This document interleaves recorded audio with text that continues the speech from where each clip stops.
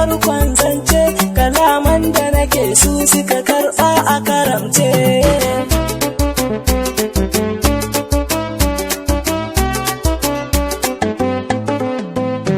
Tabbas ne ya ba muku ni ba zan fasa ba, tukwici na zana ba ku ba babba bane ba, domin duk girmansa ai ba zai yoya gurin ba, amma na san za ku karɓa ba fara ina ba.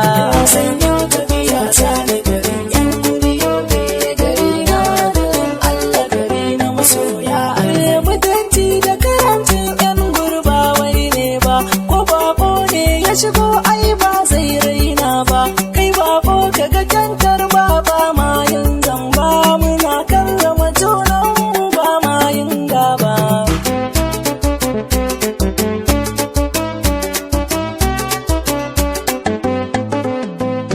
Idan ka ji an ce garin Allah yan guri kenan, wanda ke sani ya ga yan guri ai ga hanyar nan, idan ka je sai ka gaida bayan Allah nan, suna nan suna jiran masoya gun manzo. Sai yau tafiya ta da garin yan guri yobe, gari na garin Allah, gari na masoya. Muna ƙaunar manzo muna bautar Allah, muna sada zumunci ga yan uwa duka jumla, ba mu san ayi cuta muna da tsoron Allah, za mu karrama kowa saboda manzon Allah.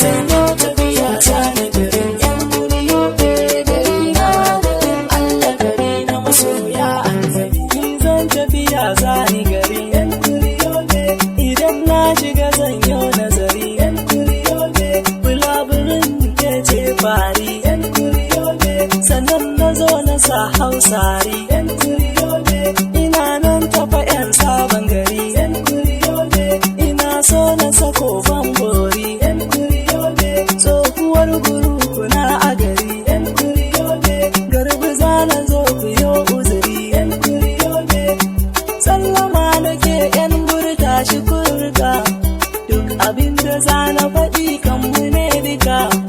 dukkanin mutanen guri yanzu na saka, wanda ke son ya ji ai sai ya ɗan raka, rabbi ne ya baka girma da ɗaukaka, yan guri yobe ai ka tara sirrika, idan kana so ka gani buɗe shafuka, to jama'ar yan guri an tashi lafiya, ke ga jama'ar yan guri wasa da dariya, to jama'ar yan guri wasa da tankiya, kace ga jama'ar yan guri wasa da dariya, suke ga jama'ar yan